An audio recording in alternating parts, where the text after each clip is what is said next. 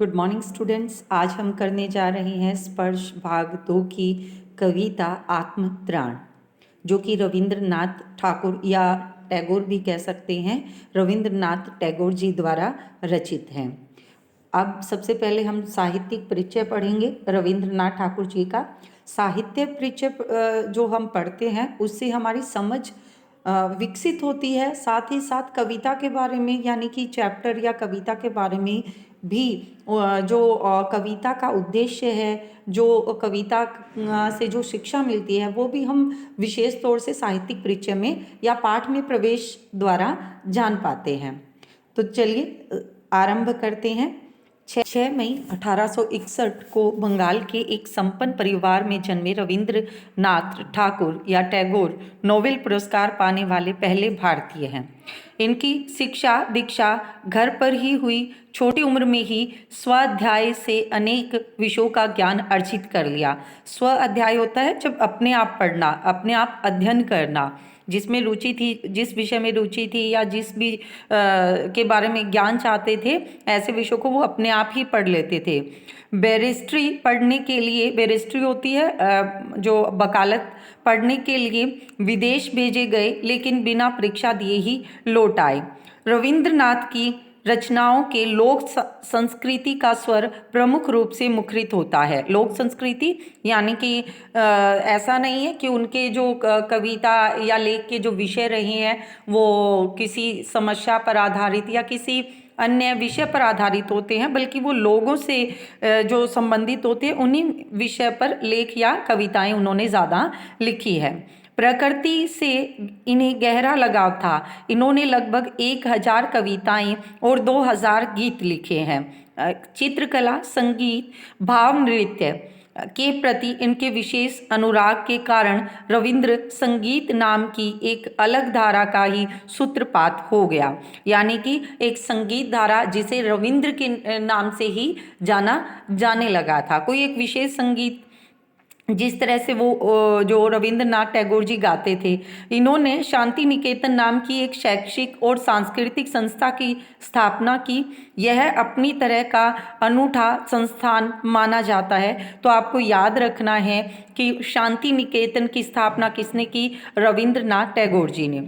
अपनी काव्य कृति गीतांजलि के लिए नोबेल पुरस्कार से सम्मानित हुए। रविंद्र ठाकुर की अन्य प्रमुख कृतियां हैं नैवेद्य, पूर्वी, बलाका, क्षणिका, चित्र और सांध्य गीत, काबुली वाला और सैकड़ों अन्य कहानियाँ, उपन्यास, गोरा, घेरे, बायरे और रविंद्र के निबंध।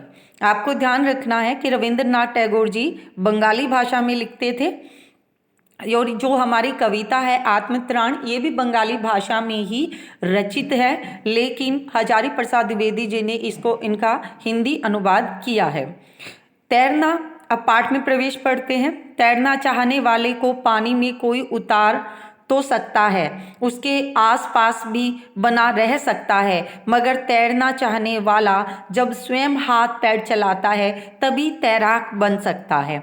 देखिए इन्होंने कही है कि जो तैरने वाले को पानी में कोई उतार तो सकता है, जो कोई तैरना चाहता है उसके लिए, जैसे कि कोई बच्चा है अगर वो शिक्षा चाहता है तो उसके लिए अध्यापक उसका मार्गदर्शन तो कर सकते हैं, लेकिन पढ़ना किसको पड़ेगा? अगर वो एक अच्छी शिक्षा चाहता है तो पढ़ना तो बच्चे को ही पड़ता है। इसीलिए कहा गया है कि तैरना चाहने वाला जब स्वयं हाथ पैर चलाता है तभी वो तैराक बन पाता है। परीक्षा देने जाने वाला जाते समय बड़ों से आशीर्वाद की कामना करता ही है। बड़े आशीर्वाद देते भी हैं, लेकिन परीक्षा तो उसे स्वयं ही देनी होती है। इसी तरह जब दो पहलवान कुश्ती लड़ते हैं तब उनका उत्साह तो सभी दर्शक बढ़ाते हैं, इससे उनका मनोबल बढ़ता है, मगर कुश्ती तो उन्हें खुद ही लड़नी पड़ती है। यानी कि समझिए आत्मत्राण कविता जो हम पढ़ेंगे उसमें भी यही बताया गया है कि हर इंसान को अपनी समस्याओं से खुद ही सामना करना पड़ता है, खुद ही जूझना पड़ता है और खुद ही उनसे संघर्ष करके उनसे बाहर निकलना पड़ता है। कोई दूसरा आपकी उसमें सहायता नहीं कर सकता। प्रस्तुत पाठ में कवि गुरु मानते हैं कि प्रभु में सब कुछ संभव कर देने का सामर्थ्य है, क्योंकि वह तो सर्वशक्तिमान है। फिर भी वह यह कतई नहीं चाहते कि वही सब कुछ कर दे। कवि कामना करता है कि किसी भी आपदा विपद में, आपदा विपद यानी किसी भी मुसीबत में, किसी भी द्वंद्व में सफल होने के लिए, द्वंद्व युद्ध होता है, में सफल होने के लिए संघर्ष वह स्वयं करे, प्रभु को कुछ न करना पड़े। फिर आखिर वह अपने प्रभु से चाहते क्या हैं? तो ये याद रखिए कि जो आत्मत्राण है वो एक प्रार्थना है, प्रार्थना जो कवि ईश्वर से करते हैं। लेकिन कवि जब ये मानते हैं कि जो ईश्वर हैं वो उनके पास सामर्थ्य है, लेकिन जो कवि हैं उनको ईश्वर से कुछ नहीं चाहिए। लेकिन अगर ये प्रार्थना है तो हम प्रार्थना किसके लिए करते हैं? कुछ रिक्वेस्ट करने के लिए, कुछ मांगने के लिए। तो यहाँ पर लेखक कह रहे हैं कि अगर इन प्रभु से कुछ चाहिए ही नहीं तो प्रार्थना किस चीज़ की है? तो वो हम आगे जानेंगे। रविंद्र ठाकुर की प्रस्तुत कविता का बंगला से हिंदी में अनुवाद श्रद्धेय आचार्य हजारी प्रसाद द्विवेदी जी ने किया है। हिंदी में अनुवाद श्रद्धेय आचार्य हजारी प्रसाद द्विवेदी जी ने किया है। आचार्य हजारी प्रसाद द्विवेदी जी को तो आप सब जानते ही होंगे। उन्होंने बंगला भाषा में जो रविंद्रनाथ टैगोर जी ने आत्मत्राण जो प्रार्थना लिखी थी उनका हिंदी में अनुवाद यानी कि उन्हें ट्रांसलेट किया। श्रद्धेय जिनके प्रति श्रद्धा व्यक्त की जाती है। द्विवेदी जी का हिंदी साहित्य को समृद्ध करने में अपूर्व योगदान है, क्योंकि उन्होंने बहुत ज़्यादा मात्रा में साहित्य, लेख, निबंध और बहुत आलोचनात्मक ग्रंथ उन्होंने लिखे हैं। समृद्ध होता है उन्नत करना, बढ़ाना। यह अनुवाद यानी कि यह जो ट्रांसलेट है, अनुवाद बताता है कि अनुवाद कैसे मूल रचना की आत्मा को अक्षुण्ण बनाए रखने में सक्षम है। यानी कि मूल आत्मा, रचना की मूल आत्मा क्या होती है? जहाँ पर जो लेखक जिन्होंने रविंद्रनाथ टैगोर जी ने जो बंगाली भाषा में जो प्रार्थना लिखी, जब उसका ट्रांसलेट किया हजारी प्रसाद द्विवेदी जी ने हिंदी में, तो उसमें से कुछ भी अपनी तरफ से कुछ जोड़ा नहीं और उनकी तरफ से कुछ लिखा हुआ था उसे कम नहीं किया। यानी कि जो मूल भाव उस कविता का है वो हिंदी में भी बना हुआ है। तो आत्मा को अक्षुण्ण होती है, जो कभी खत्म ना हो, बनाए रखने में सक्षम रही है। आगे देखिए, आत्मत्राण। तो सबसे पहले आत्मत्राण का अर्थ हमें पता होना चाहिए। त्राण का मतलब होता है भय से मुक्त, बचाव। और आत्मा यानी कि आत्मा को भय से मुक्त करने की ये प्रार्थना है।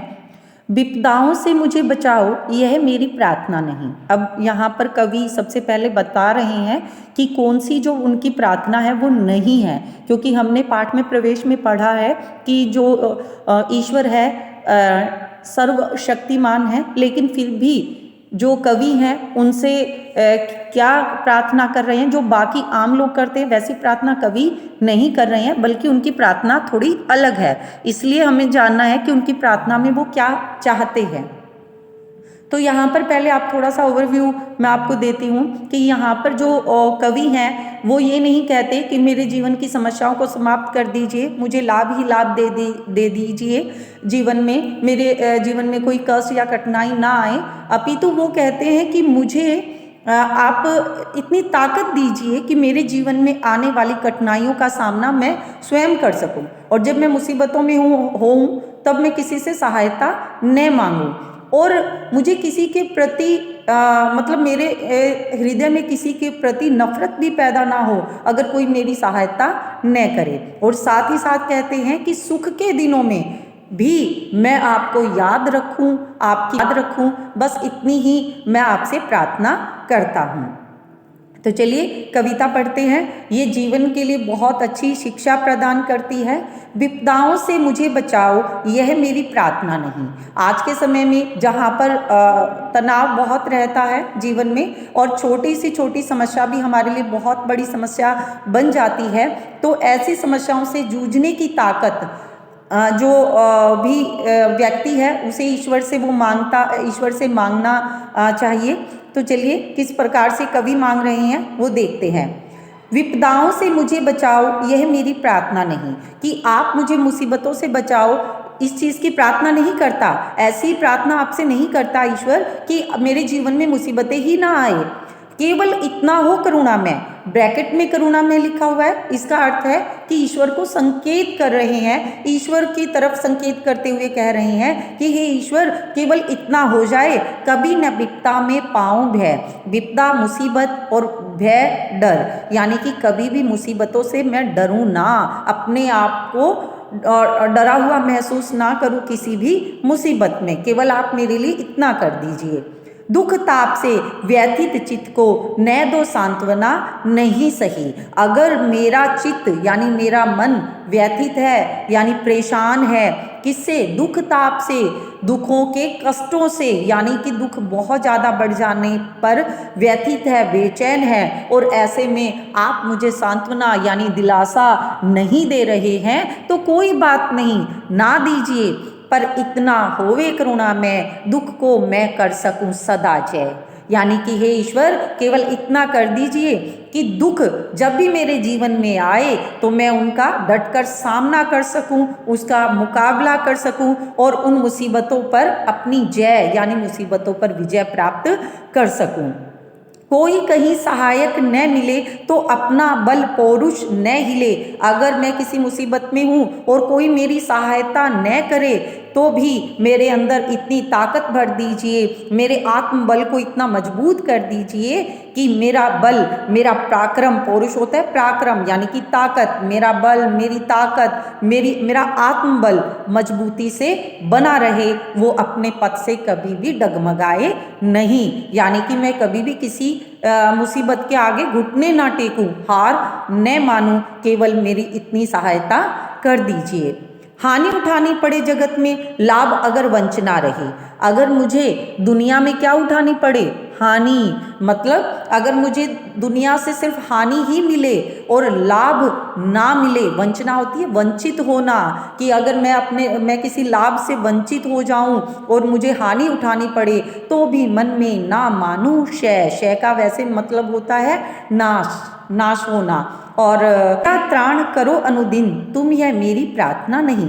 यहाँ पर कवि कहते हैं त्राण, जैसे कि मैंने कहा भय से मुक्त, और दूसरा इसका अर्थ होता है बचाव, यानी कि मेरा बचाव करो अनुदिन, प्रतिदिन। अनुदिन का अर्थ प्रतिदिन। तुम कौन? ईश्वर, यह मेरी प्रार्थना नहीं।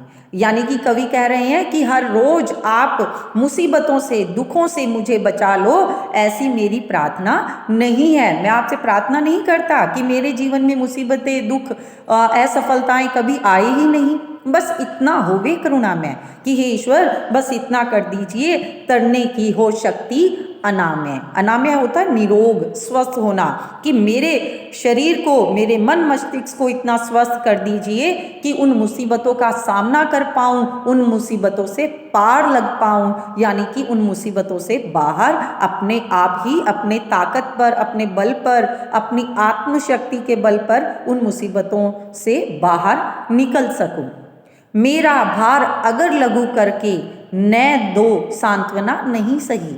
भार, जिम्मेदारियां, लघु, छोटी यानी कि कम, अगर आप मेरे जीवन में जितनी भी जिम्मेदारियां मेरे कंधों पर हैं, अगर आप उसे कम नहीं करते और मुझे सांत्वना नहीं देते तो कोई बात नहीं, केवल इतना रखना अनुमेय। यानी अनुमेय क्या होती है? विनय करना, प्रार्थना करना, कि केवल मैं आपसे इतनी विनय करता हूँ कि वहन कर सकूं इसको निर्भय। यानी कि निर्भय क्या होता है? बिना डरे, वहन, सहन करना, यानी कि मैं अपनी जिम्मेदारियों से भागूं ना, अपनी जिम्मेदारियों को बिना किसी डर के उनका निर्वाह कर सकूं, उनको वहन कर सकूं। नत शिर होकर सुख के दिन में, तब मुख पहचानूं छिन छिन में। अब यहाँ पर बड़ी अच्छी बात कवि ने कही है। यहाँ पर एक और याद आ रही है मुझे कि दुख में सिमरन सब करे, यानी दुख में तो ईश्वर को सभी याद करते हैं, सुख में करे ना कोई, और सुख में भगवान को भूल जाते हैं। और सुख में सिमरन जो करे, यानी कि सुख के दिनों में भी जो ईश्वर को याद रखता है तो दुख काहे का होए, तो फिर उसके पास दुख आता ही नहीं है। तो यहाँ पर कवि है वे भी यही कह रहे हैं कि नत शिर होकर, शिर सिर नत होता है झुकना, यानी सिर झुकाकर होकर सुख के दिनों में, मतलब जब मेरे पास सुख के दिन हो तब भी मैं आपके सामने क्या करूं, सर झुकाऊं, तब मुख मुंह पहचानूं यानी देखूं, छिन छिन में यानी कि कण कण में, हर पल में, छिन छिन का मतलब वैसे तो क्षण क्षण होता है यानी कि प्रत्येक पल, यानी कि यहाँ कवि कह रहे हैं कि जब मैं सुख के समय में रहूं यानी मेरे पास सुख हो तब मैं आपके सामने नतमस्तक हो जाऊं और हर जगह हर पल सिर्फ आप ही को देखूं, यानी कि सुख के दिनों में हमेशा मैं आपको याद करता रहूं।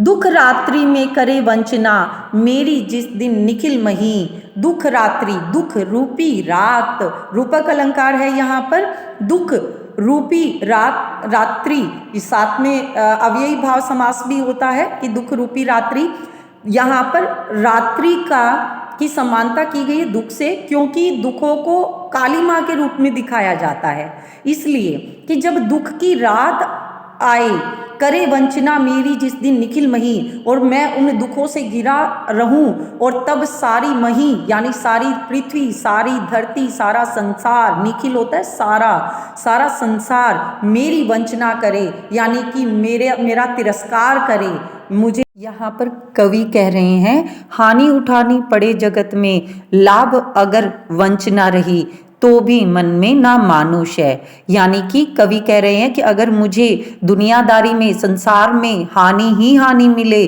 और लाभ से मैं वंचना यानी वंचित रह जाऊं, लाभ से अछूता रह जाऊं, मुझे लाभ ना मिले तो भी मेरे मन में ना मानुष है, शय का मतलब होता है नाश होना, यानी कि मेरी जो और शक्ति है, आत्मा की शक्ति है, उसका नाश न हो, यानी कि मैं अपने मन में कभी हार न मानूं, यानी कि कहते हैं ना कि मन के हारे हार है, मन के जीते जीत, इसलिए कवि कहते हैं कि अगर मुझे समाज में हानि उठानी पड़े और कोई लाभ मुझे समाज से या दुनियादारी से ना मिले तो भी मेरे मन की शक्ति का क्षय नहीं हो, बस मेरी इतनी सहायता कर दीजिए।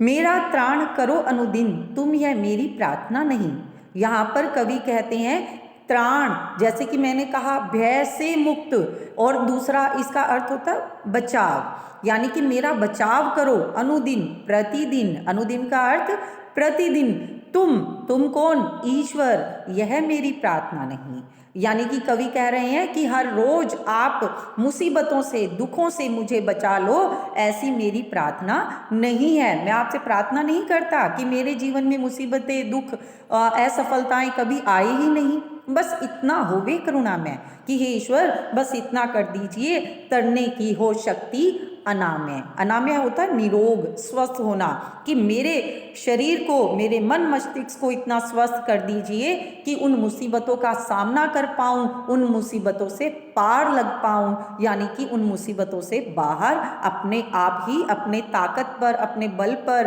अपनी आत्मशक्ति के बल पर उन मुसीबतों से बाहर निकल सकूं।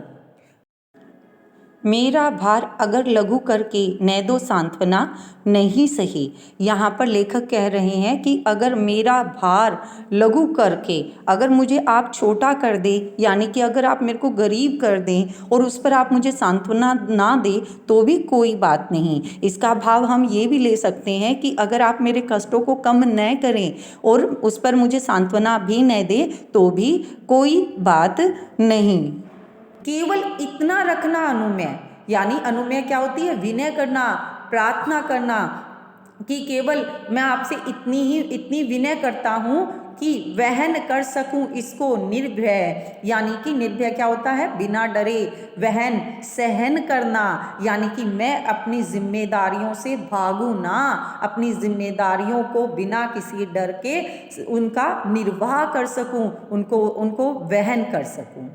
नत शिर होकर सुख के दिन में तब मुख पहचानूं छिन छिन में।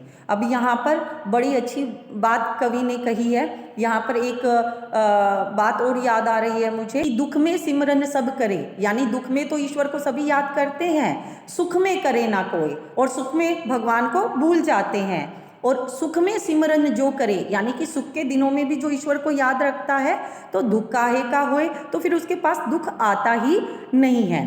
तो यहाँ पर कवि है कि नत शिर होकर, सिर नत होता है झुकना, यानी सिर झुकाकर होकर सुख के दिनों में, मतलब जब मेरे पास सुख के दिन हो तब भी मैं आपके सामने क्या करूं, सर झुकाऊं, तब मुख मुंह पहचानूं, यानी देखूं, छिन छिन में, यानी कि कण कण में, हर पल में। छिन छिन का मतलब वैसे तो क्षण क्षण होता है, यानी कि प्रत्येक पल, यानी कि यहाँ कवि कह रहे हैं कि जब मैं सुख के समय में रहूं, यानी मेरे पास सुख हो, तब मैं आपके सामने नतमस्तक हो जाऊं और हर जगह हर पल सिर्फ आप ही को देखूं, यानी कि सुख के दिनों में हमेशा मैं आपको याद करता रहूं। दुख रात्रि में करे वंचना, मेरी जिस दिन निखिल मही। दुख रात्रि, दुख रूपी रात, रूपक अलंकार है यहाँ पर। दुख रूपी रात्रि, इस साथ में अव्ययी भाव समास भी होता है कि दुख रूपी रात्रि। यहाँ पर रात्रि की समानता की गई है दुख से, क्योंकि दुखों को काली माँ के रूप में दिखाया जाता है, इसलिए कि जब दुख की रात आए, करे वंचना मेरी जिस दिन निखिल मही, और मैं उन दुखों से घिरा रहूं, और तब सारी मही यानी सारी पृथ्वी, सारी धरती, सारा संसार, निखिल होता है सारा संसार मेरी वंचना करे, यानी कि मेरा तिरस्कार करे, मुझे मेरा सारी पृथ्वी, सारी निखिल होती है, सारी मही होती है धरती, यानी कि जब धरती, पूरी धरती दुख की रात्रि में मेरा तिरस्कार करे, मुझे अलग कर दे, उस दिन ऐसा हो करुणा में तुम पर करूं नहीं कुछ संशय, यानी कि जब मेरे ऊपर इतना दुख आ जाए कि हर इंसान मेरे विरुद्ध खड़ा हो जाए, हर इंसान मेरे खिलाफ हो जाए, पूरी धरती मेरे खिलाफ हो जाए, तब भी ऐसा करना है ईश्वर कि उस दिन भी संशय होता है, शंका, संदेह, शक, कि मुझे आप पर किसी प्रकार का कोई शक ना हो। ऐसा क्यों कह रहे हैं कवि क्यों कह रहे हैं? कवि का मानना है कि अगर हमें सुख मिलता है तो हम भगवान को भूल जाते हैं, दुख में उनकी सहायता मांगने के लिए उन्हें याद करते हैं, और साथ में ही अगर हम उन मुसीबतों से छुटकारा नहीं पा पाते हैं, हम ईश्वर पर ही शंका करने लग जाते हैं कि पता नहीं भगवान धरती पर है भी या नहीं, कितना घोर कलयुग है, ऐसा हो रहा है, वैसा हो रहा है, मेरी तो सहायता नहीं करते। तो कवि कह रहे हैं कि आप मुझे कुछ भी ना दें, लेकिन फिर भी इतना करें कि मेरे अंदर आपके प्रति, मेरे मन में आपके प्रति किसी प्रकार की कोई शंका उत्पन्न ना हो। यहाँ पर एक बात हम समझ सकते हैं कि जो कवि हैं वो उन में जो आम लोगों की प्रार्थना होती है उससे अलग उनकी प्रार्थना है कि दुख के दिनों में आप मेरा साथ ना दें तो ना दें, लेकिन सुख के दिनों में आप मेरे साथ रहें। और अगर मेरे पर इतना ज़्यादा दुख आ जाए जिसको मतलब सारी दुनिया ही मेरे खिलाफ खड़ी हो जाए, तब भी मैं आप पे किसी प्रकार की शंका न करूं, तब भी मैं ये ना सोचूं कि ईश्वर आपने मेरा साथ नहीं दिया, बल्कि आप बस मुझे ताकत दें, मेरी हिम्मत बनाए रखें कि मैं उन मुसीबतों का सामना कर सकूं। तो आपके अनुवाद किसने किया है? हजारी प्रसाद द्विवेदी जी ने, और जो कविता लिखी है वो रविंद्रनाथ टैगोर जी ने लिखी है। ठाकुर भी बोल सकते हैं, टैगोर भी बोल सकते हैं। तो इस प्रकार से आज की हमारी जो कविता है वो समाप्त होती है, और आशा करती हूँ आपको ज़रूर पसंद आएगी। अगर आपको पसंद आए तो कमेंट ज़रूर कीजिएगा, अगर ना पसंद आए तो उसका कारण लिखकर भी कमेंट ज़रूर कीजिएगा। आज के लिए इतना ही, धन्यवाद।